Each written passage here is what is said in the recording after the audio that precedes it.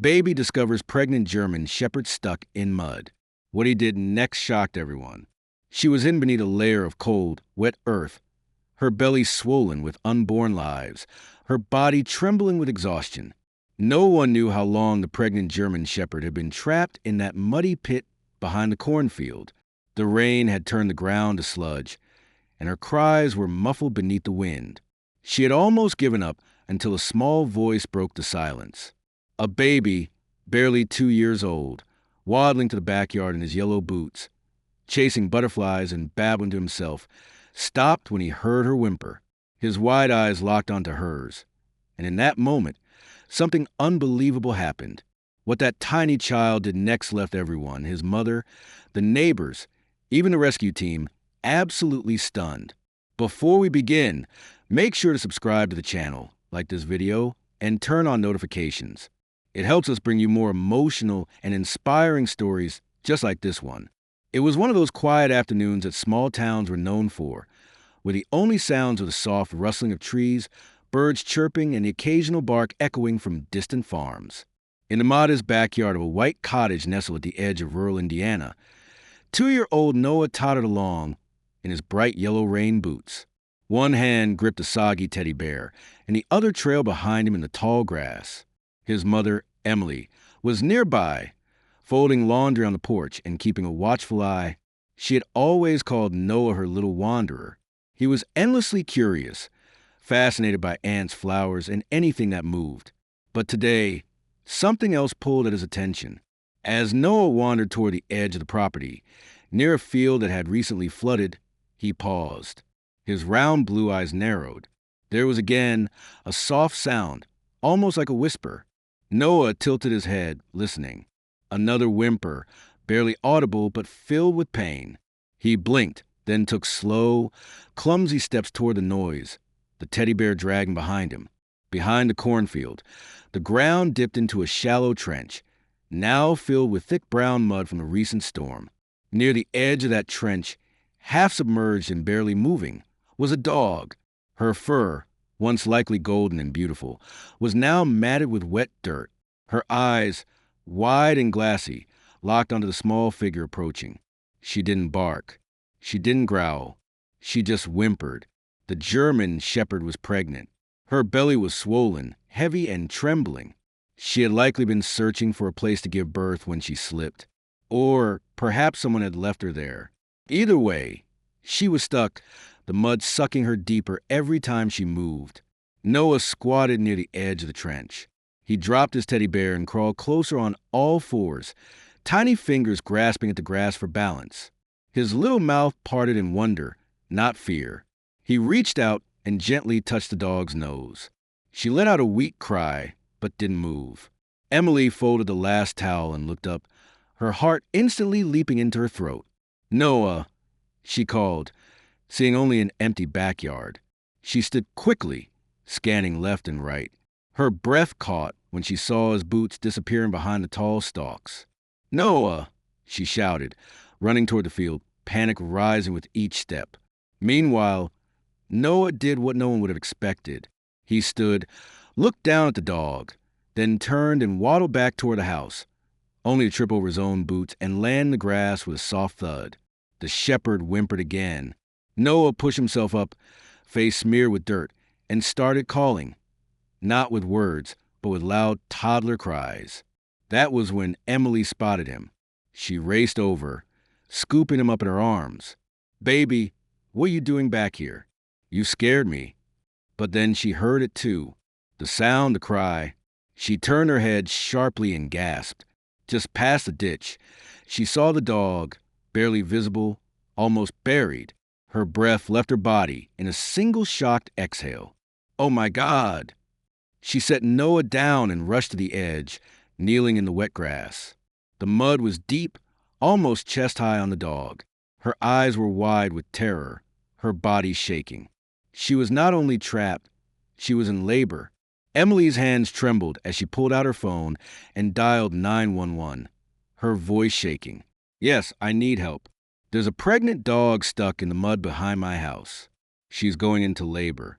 I think she's dying. Please hurry."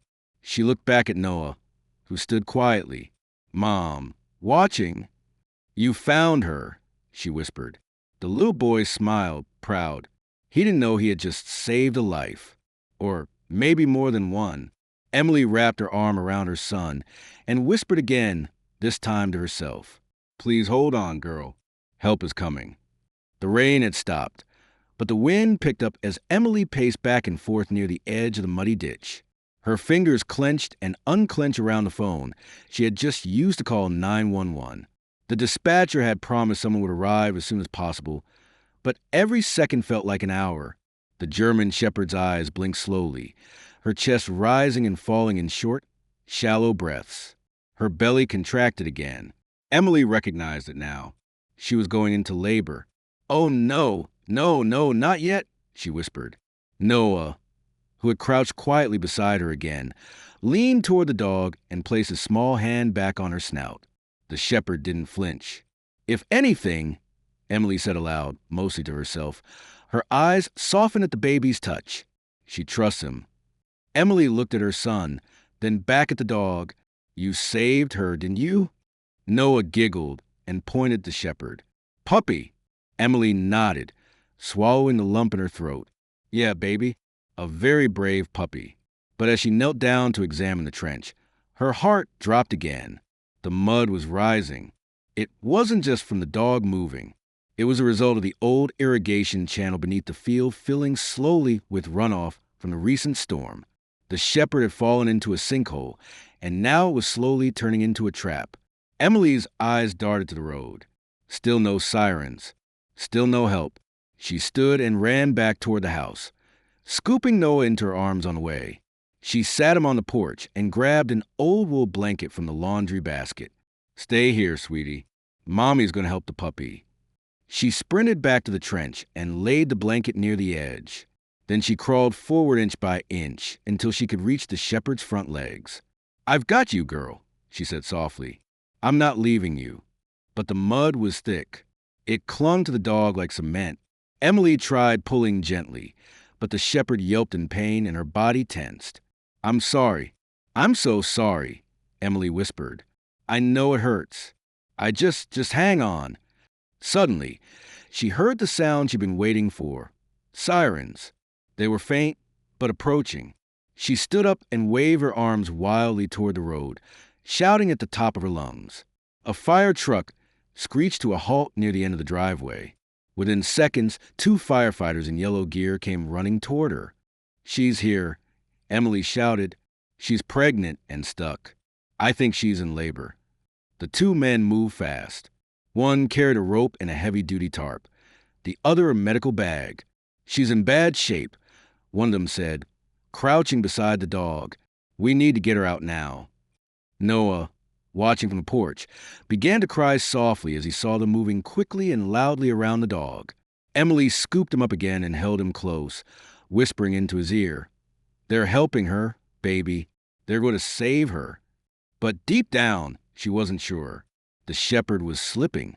Her eyes fluttered, and a low groan escaped her throat. "She's going into shock," the medic said. "We need to lift her before her heart gives out." The 2 men positioned the tarp beneath the dog as carefully as they could. With one synchronized motion, they pulled upward, the suction of the mud releasing with a sickening slurp. The shepherd let out a strained cry, then collapsed against the tarp. "We've got her," one firefighter said. "Let's move." They placed her gently into the back of the fire truck, wrapping warm blankets around her. One of them turned to Emily. "We're taking her to the animal hospital in town. You can follow us if you want." Emily didn't hesitate. She grabbed Noah, jumped into her car, and peeled out of the driveway behind the flashing lights. Noah looked out the window, wide-eyed. "Puppy okay?" he asked. Emily bit her lip. "I hope so, sweetie. I really hope so." The animal hospital was a small, modest building tucked just outside the center of town. It didn't look like much from the outside, but inside it was a lifeline. The red emergency lights from the fire truck cast flickering shadows on the parking lot as the firefighters rushed the mud-covered German shepherd through the doors. Emily pulled up right behind them, heart pounding, clutching Noah tightly in her arms. The moment she stepped inside, the smell of antiseptic hit her, sharp, sterile and cold. Emergency intake, one of the firefighters called out. Pregnant shepherd near full term. Shock and hypothermia. Found stuck in a trench. A vet tech came running with a gurney, while Dr. Hart, the senior veterinarian, appeared from the back room. Her silver hair was tied back in a loose braid, her eyes sharp and steady. Let's get her into room 2. I want warm fluids, a heat blanket, and oxygen now. Emily followed close behind, still holding Noah, who had stopped crying but was now unusually quiet, his head resting on her shoulder. She's the reason he found her, Emily told the vet as they walked. He was just drawn to her somehow. Inside the room, Dr. Hart placed a stethoscope against the shepherd's belly, then gently examined her swollen body. She's definitely pregnant, she confirmed. But something's not right. Noah squirmed in Emily's arms and reached out toward the dog. Puppy, he said softly. She's going to be okay, sweetie, Emily whispered, though she wasn't sure she believed it. Minutes later, a portable x-ray machine was wheeled in. Dr. Hart looked at the images as they developed, her eyes narrowing, then widening. Oh! Emily stepped closer. What is it? Dr. Hart didn't answer right away. She pointed to the screen. There are 8 puppies. But look, see this? She tapped an area near the top of the belly. This one's in distress. It's positioned wrong. Head turned, legs tangled. If we don't act fast, both the pup and the mother could die. Is she strong enough for surgery? Emily asked. We don't have a choice, Dr. Hart said. It's the only way to save her, but the odds are slim. She turned to a nurse. Prep the now. As they wheeled the shepherd away, Noah stretched out his arms. Puppy, he cried again, his little hands opening and closing toward the retreating gurney. The shepherd's ears perked faintly. Even in her weakened state, she turned her head just slightly toward the sound of his voice. She knows him, Dr. Hart said softly. She's holding on for that child. Emily's chest tightened. She kissed the top of Noah's head. We'll wait right here, baby. We're not going anywhere. The surgery felt like it lasted forever. Emily sat in the waiting room, bouncing Noah gently on her lap, her eyes fixed on the swinging doors that led to the operating area. The clock on the wall ticked louder than normal. She barely blinked. Finally, the doors opened. Dr. Hart walked out, gloves off, her expression unreadable. Emily stood instantly. Is she? She made it, Dr. Hart said, her voice tired but warm. We lost 1 pup during the procedure, but 7 survived. Emily's hand flew to her mouth. Oh my God! She's weak, Dr. Hart continued. Very weak. But she responded to the baby's cry even under sedation. I've never seen anything like it. Emily looked down at Noah, who blinked sleepily. He saved her. I really believe he did. Dr. Hart nodded. Would you like to see her? They entered the recovery room, where the German shepherd lay wrapped in warm blankets, hooked to IVs. Her breathing was shallow but steady, and at her side, in a heated basket, lay 7 tiny puppies. Eyes closed, squeaking faintly. Noah slid off Emily's hip and waddled over to the basket. He peered inside, mouth open in awe. Babies, he said, pointing. The shepherd stirred slightly, her eyes fluttering open. When she saw Noah standing there, she let out the softest, most peaceful sigh. Dr. Hart watched silently.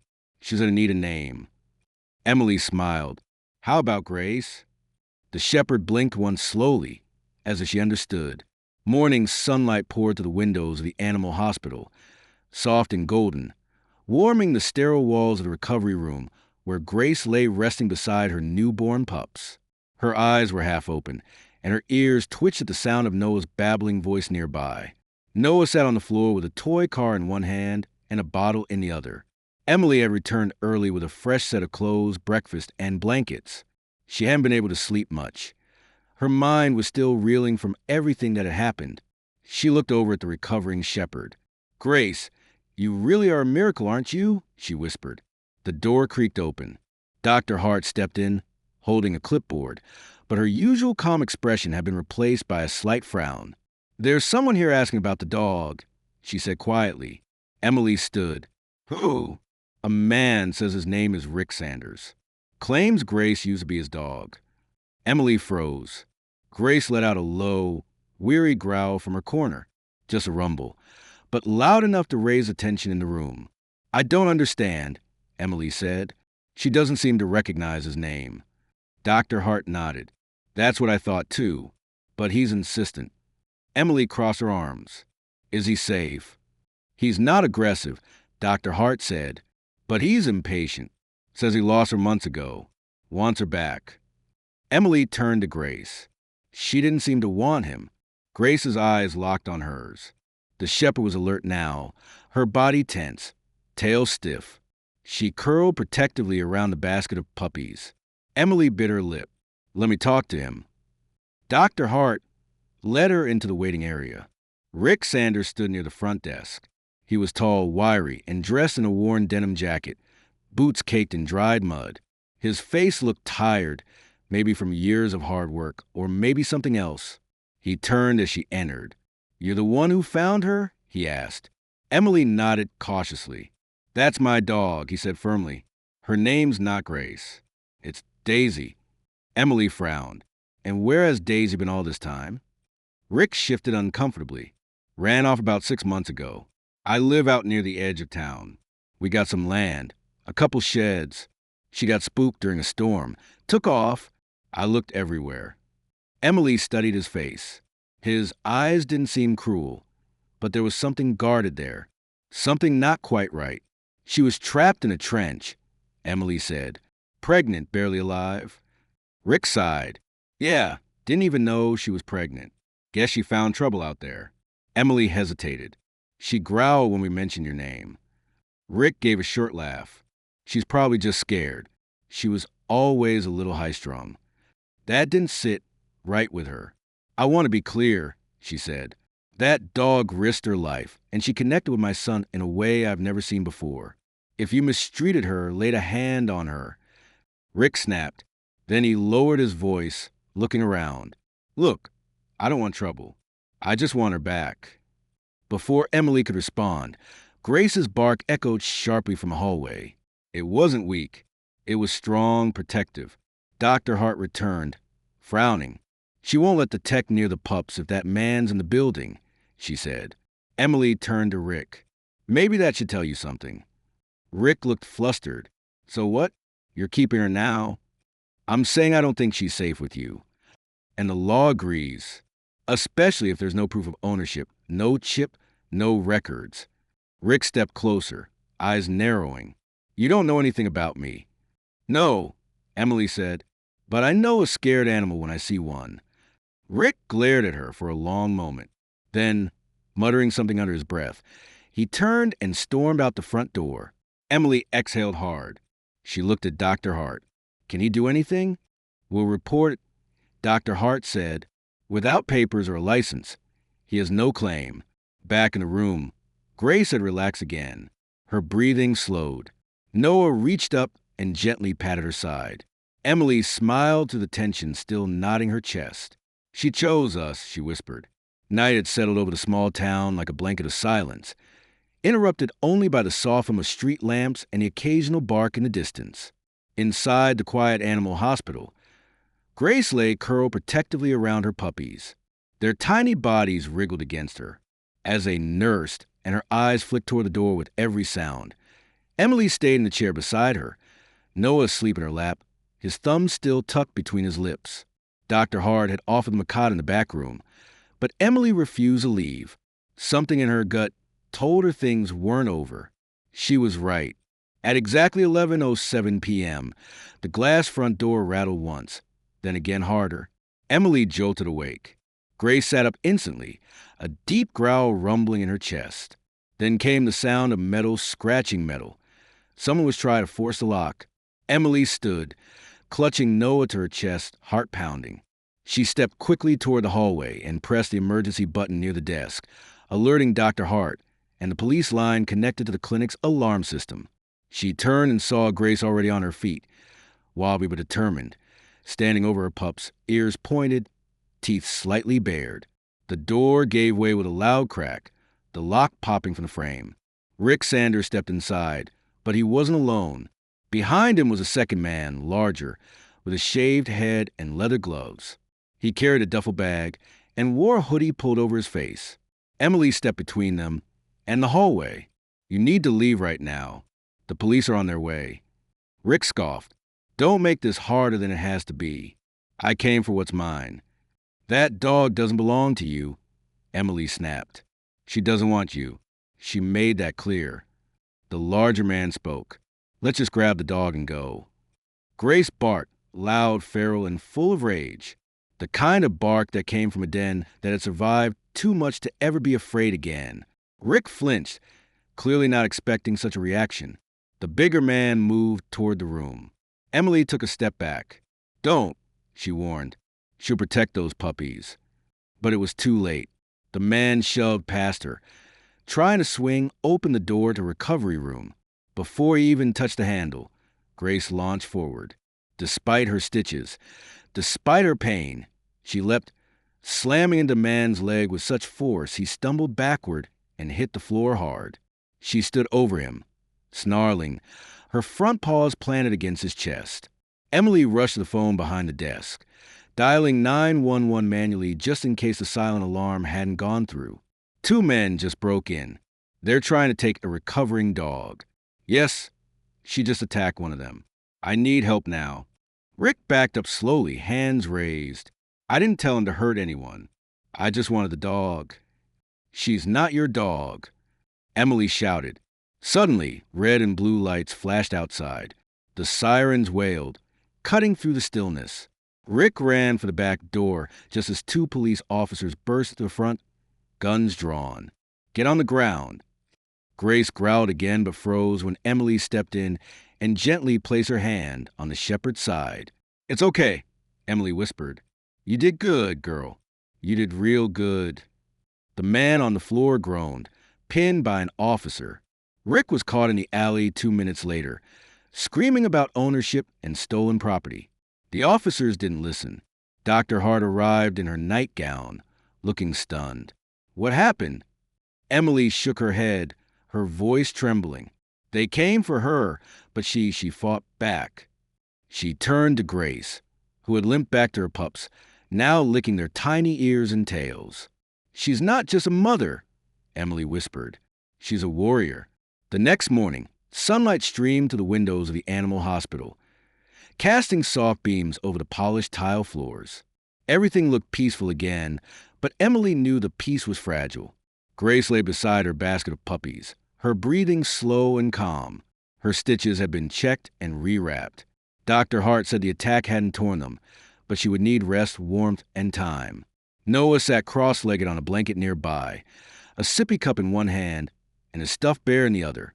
He wasn't talking, just watching Grace and the puppies with quiet fascination. Every now and then he'd scoot closer and whisper, "Hi, puppy," and Grace would gently nuzzle his hand. Emily stood by the doorway, arms crossed, heart full. It had only been a few days, but somehow Grace already felt like part of them. Dr. Hart entered the room, carrying a clipboard and an envelope. She gave Emily a small smile. Rick Sanders and the other man were both charged. She said, trespassing, attempted theft, and animal endangerment. The police say he won't be coming back anytime soon. Emily let out a long breath. Good, but... Dr. Hart added, her tone softening. The shelter is filling up again. The county has already contacted me. They're asking if we'll release Grace and the puppies into their care in 3 days. Emily's stomach dropped. The shelter? I know, Dr. Hart said gently. They do their best, but you know how it is. Overcrowded, underfunded. It's not ideal, especially not for a recovering mother with newborns. Emily looked at Grace, who was now licking the smallest pup behind the ear. I can't let that happen, Emily said. They've been through too much.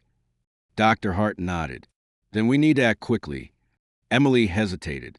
She wasn't wealthy. She didn't have a huge house, just a 2-bedroom cottage and a toddler to care for. But the way Grace looked at Noah, and the way Noah lit up when Grace was near, it didn't feel like coincidence. It felt like purpose. I want to foster her, Emily said firmly. All of them. At least until the puppies are old enough. and then maybe longer. Dr. Hart's smile returned. I was hoping you'd say that. Paperwork was drawn up quickly. Volunteers from a local rescue group arrived later that afternoon with supplies, dog food, blankets, and a portable pen big enough for Grace and all 7 of her babies. As they set everything up in the back of Emily's SUV, Noah clapped and bounced excitedly. Home? He asked, pointing at the car. Emily laughed. Yes, baby. Grace is coming home with us. Grace stepped slowly into the back of the vehicle, her pups nestled in a soft crate beside her. She looked back at the clinic one last time, then settled down with a quiet sigh. Back at the cottage, Emily transformed the guest room into a temporary nursery. The pen fit perfectly beside the window, where warm sunlight streamed in during the afternoon. Grace took to it immediately, nestling inside, her pups squirming happily against her belly. Noah crawled toward the edge of the pen and pressed his face against the mesh. Puppy nap, he whispered. Grace responded with a soft wag of her tail. That night, after Noah was tucked into bed, Emily sat beside the pen, sipping a cup of tea, watching Grace sleep. She remembered something her grandmother once told her. Sometimes the right souls find each other in the most unexpected ways. Grace had come into their lives not just as a rescue, but as a rescuer. She had protected Noah. She had fought for her pups. And now she had brought something to their home that had been missing for a long time, a sense of family. It had been almost 4 weeks since Grace and her puppies had arrived at Emily's cottage. The house no longer felt quiet. It echoed with the soft patter of tiny paws, the squeaky yawns of newborns, and Noah's endless giggles. The puppies were growing. Their eyes had opened, their legs were stronger, and their personalities had begun to shine. Grace was thriving too. Her fur was beginning to regain its golden glow. Her eyes, once tired and uncertain, now held peace. Every morning, she waited patiently outside Noah's door, tail wagging, eager to greet her smallest companion. Emily couldn't imagine life without her anymore. But then, just before breakfast one rainy Saturday, Dr. Hart called. I just wanted to give you a heads up, she said carefully. There's been an outpouring of interest in the puppies. Several families have applied to adopt them. Emily nodded slowly. That's good, right? Yes, Dr. Hart replied. But one of the families asked if Grace would be available as well. They saw her story in the paper last week. A retired couple with a large farm in Kentucky. They're offering to take Grace and one of her puppies. Together, Emily felt her throat tighten. They're lovely people, Dr. Hart added gently. But this has to be your choice. After the call, Emily sat down in the living room, staring at the rain drizzling against the window pane. Grace lay nearby, nursing 2 of the puppies while the others slept soundly in a crate lined with soft towels. Noah walked in, wearing his favorite pajamas, rubbing his eyes and clutching his teddy bear. He spotted Grace and ran straight to her, wrapping his little arms around her neck. Puppy stay? He asked, looking up at his mother. Emily didn't answer right away. She watched the way Grace leaned into the hug, the way her tail thumped against the floor, the way she gently nuzzled Noah's cheek like she was giving him her answer. Later that day, Dr. Hart came by to help with checkups and vaccinations for pups. Emily took her aside. I thought about it, she said, and I know the farm would be amazing, but this is home for her now, for all of us. Dr. Hart smiled warmly. Then I'll take her off the list. Emily paused. But I will let the puppies go to good families. They deserve homes of their own. And so, over the next 2 weeks, 6 of the 7 puppies were adopted. Each one went to a loving family, and Emily made sure every new owner promised to stay in touch with updates and photos. Only one puppy remained, the smallest, the one who had struggled the most during birth. Noah had named him Biscuit, and every night, Biscuit curled up beside Noah's bed, just on a blanket, nestled between his tiny feet. Grace never left the doorway, as if guarding them both. On the final adoption day, Emily closed the front door and turned around to find Grace sitting beside Biscuit, her eyes steady. You're staying too, little guy, Emily said softly. This is your home now. Noah clapped and hugged Biscuit. My puppy. Grace barked once, sharp and happy. That evening, the sun broke through the clouds for the first time in days. A golden beam stretched across the back porch, lighting up the fields beyond the cottage. Emily stood there, watching Noah run barefoot through the grass, with Biscuit tumbling behind him. Grace walked a few steps behind, calm and proud. Emily felt something shift inside her, something warm and full. This hadn't just been a rescue, it had been a return. Grace had returned to trust, to love, to family. And Emily had found something too. She had found purpose and compassion, and courage in the smallest hands of all. If this story inspired you, remember, sometimes the most powerful love comes from those who can't speak, but who always understand. Subscribe to the channel, leave a like, and share this story with someone who believes in second chances. Because every soul, no matter how broken, deserves a place to call home.